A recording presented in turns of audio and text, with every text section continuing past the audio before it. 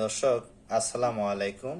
এই যে দেখুন, আমি আপনাদের সামনে একটা জিনিস শেয়ার করতেছি। সেটা হলো, এই যে দেখুন, এটা কামলা। এটা ফোটা করে রাখছিলাম। এটা আমি কিন্তু বাথরুমের উপরে ঝুলাই রাখি। আমার যখনই মলদ্বারে চুলকানি হয়, ওর নিজের অস্বস্তি লাগে, কারণ তখন অ্যান্টিসেপটিকের জন্য আমি পবিডিন ইউজ করতাম বা পবিসেল।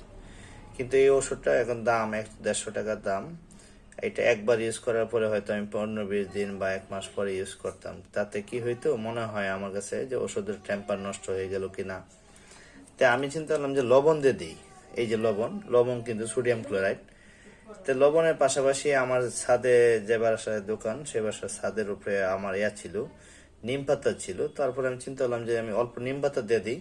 নিম পাতা দেওয়ার পরে এই যে আমি লবণটা দেওয়ার পরে, হ্যাঁ, এই যে আমি এভাবে লবণ দিয়ে দিলাম অল্প। তাতে কি হলো, এটা আমার অ্যান্টিসেপটিকের কাজ করবে। এখন এই গরম পানিটার মধ্যে আমি একটু হালকা, আমার বডি যাতে সহ্য করে সেই পরিমাণ আমি ঠান্ডা হওয়ার পরে আমি এটার মধ্যে 5 মিনিট বসে থাকবো।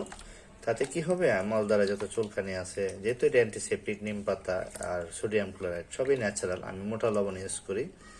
তাতে হবে কি, আমার ওই জায়গাটা অ্যান্টিসেপটিক হয়ে যাবে। চুলকানি টুলকানি থাকলে আমার ইনশাল্লাহ ভালো হয়ে যাবে।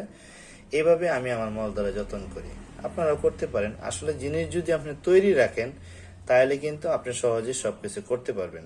এই জন্য আগে আপনাকে রেডি হইতে হবে। হ্যাঁ, আপনার সবকিছু পারফেক্ট আছে কিনা। হ্যাঁ, জিনিসগুলো সংগ্রহ করবেন, পরে নলেজ সংগ্রহ করবেন, তারপরে কাজ করবেন, অ্যাকশনে যাবেন, ইনশাল্লাহ আপনার সাকসেস। হ্যাঁ, এই হচ্ছে আমার মূলত আপনাদের সাথে শেয়ারের মূল উদ্দেশ্য। আপনারা এটা করে দেখতে পারেন, ইনশাল্লাহ ভালো হবেন। আর যদি নিম পাতা লবণ না দেন, তাহলে পবিসেপ বা পবিডিন দিয়েও আপনি করতে পারেন। দর্শক, ভালো থাকবেন।